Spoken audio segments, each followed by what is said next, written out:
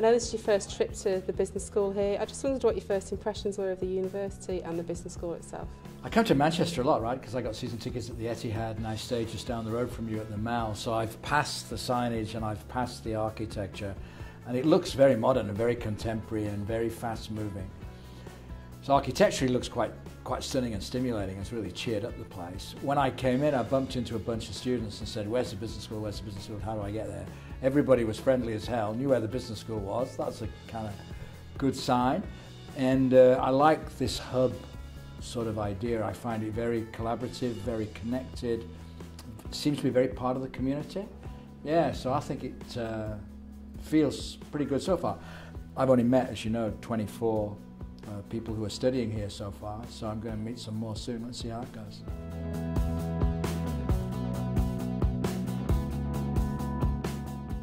I know you've met some of the students. I've got a broad picture of the new Master in Sports Directorship programme. I wondered what your thoughts are about the programme and how you see the development and future of the sports director's role specifically. Yeah, I've been very excited about this thing because my youngest son Dan did the FIFA Masters programme in sports management a couple of years ago, and I thought the course was skewed poorly. I didn't think there was enough interaction, I didn't think there was enough casework, I didn't think there was enough progression, and so on. So when Darren showed me what you were the university was putting together here, I thought the content was really good.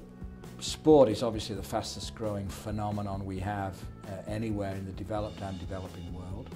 It's a bloody good thing for any developing country. It's a way out for kids to do something for themselves.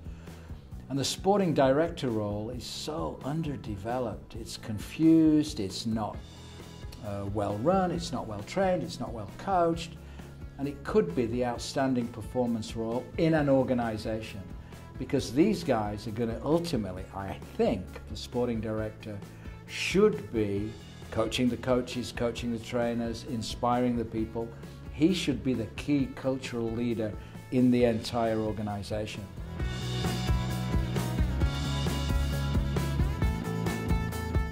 And this kind of leads on. I know that you once talked about in a book and some lectures about finding grit, guts and genius and high performance in sports organisations beyond the sporting arena. And that's going to be a key challenge for sports directors on this course and in general, and a critical element in this course. Have we found it yet? Are these courses the way to progress that? I think there's a couple of things. I don't know the answer yet. We want to see how this one's going to go, right? So I don't know.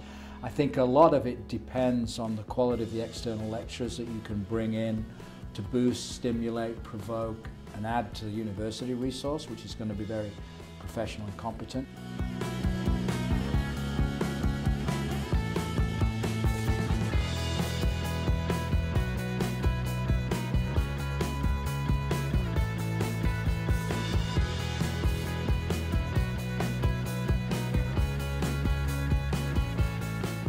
And from your experience, have you got any particular predictions for future trends in sports business globally? I mean, if you just look at what's going on, it's going to become more and more global. It's going to become more and more content driven. It's going to become more and more elite. It's going to become more and more money in it. You know, why? Because TV stations fundamentally need live sports content to get that key demographic of male, 16 to 39. Sports are the way they deliver that. They will pay immense amounts of money to get it. The production values will go through the roof. The whole interconnectivity on the internet will drive the fans' experience better and better and better. I think it's going to be a double-digit growth industry for the foreseeable future.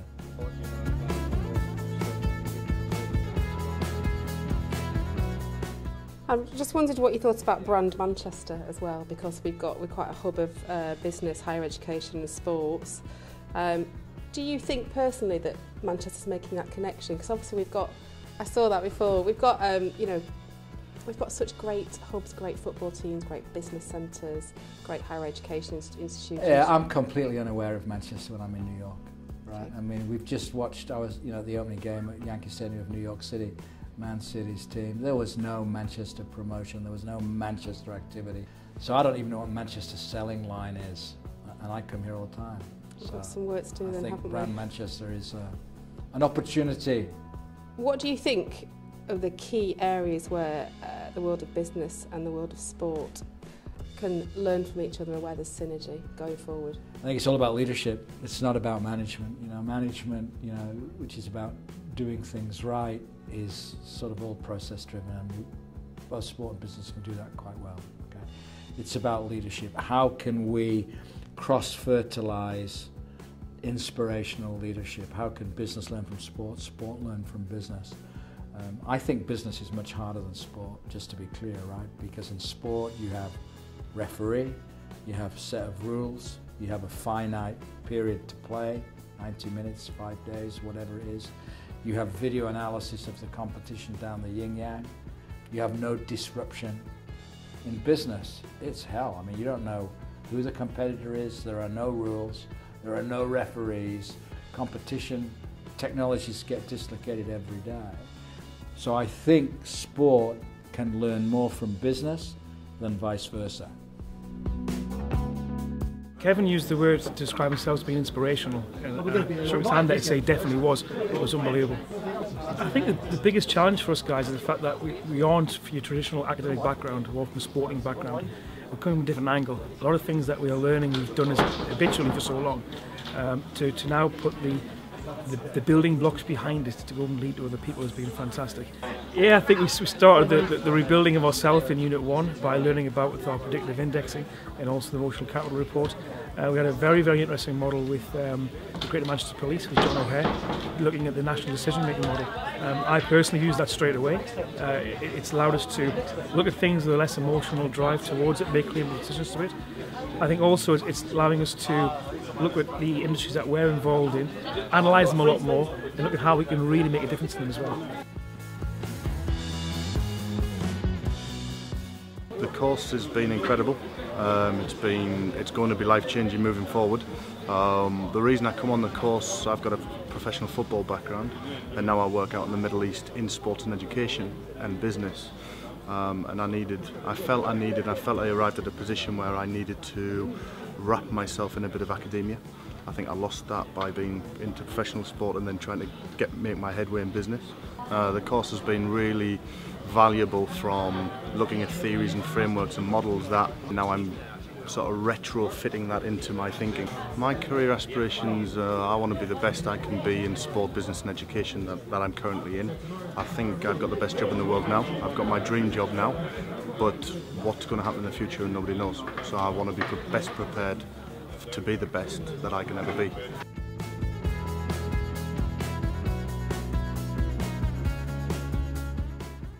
The lecture was fantastic. For me, it resonated with the real world. Equally frustrating in the sense that what he's talking about actually is common sense. So to wake up in the morning and want to do whatever the job that it is that you're doing is naturally a thing that I think we're all looking for. I think the more that you delve into what is required, it comes back to a more basic approach as opposed to anything too complicated. The most benefits I've had from the course so far are the sense of the networking and sharing ideas from different industries and different sports. That's the biggest thing for me initially. And then being able to hear talks like we did today and be able to, in my own mind, take that forward and be able tomorrow to be able to use that in a real case scenario. Topics I've enjoyed most so far are initial conversations are probably the keyest thing amongst us, the tutors, and outside of that. Today, behavioural persuasion I thought was really interesting again, because that has real connotations within work of trying to influence. My career aspirations are to realise my potential, so to work on a big project such as Saatchi. I just hope that this course is going to, actually I don't hope, I know this course is going to make me grab it with both hands. The curriculum looks to be well balanced to me, it looks to be real, there's enough experience and practical experience. The other big plus is these 30 people or 25 people mixing with each other, because they're from different sports, different organisations, different backgrounds. Their cross-learning in this environment should be very high. This, I think, is the first course of its kind in the UK for a very important role in the development of the games.